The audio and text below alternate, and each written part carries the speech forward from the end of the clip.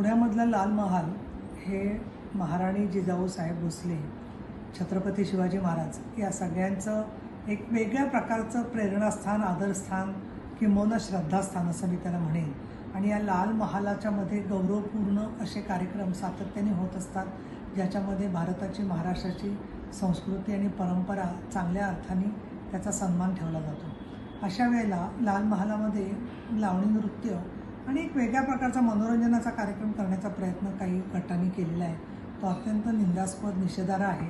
त्याच्यामध्ये कुठल्या कला प्रकाराला वाईट म्हणण्याचा हेतू जरूर नाही आहे, परंतु ती जागा ही श्रद्धापूर्वक छत्रपती शिवाजी महाराज आणि जिजाऊ माँसाहेब भोसले यांना आदर व्यक्त करायची, अभिवादन करण्याची जागा आहे.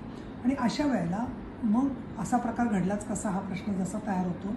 याबद्दल जरी कारवाई झाली असली तरीसुद्धा पुणे शहर महानगरपालिकेवरती प्रशासक नेमलेले आहेत आणि प्रशासकांनी जनतेला विश्वासात घेऊन काम करणं जसं गरजेचं आहे, त्याचबरोबर यामध्ये ज्या ठेकेदाराला हे काम दिलं होतं त्या ठेकेदारावरती सुद्धा कारवाई आवश्यक आहे.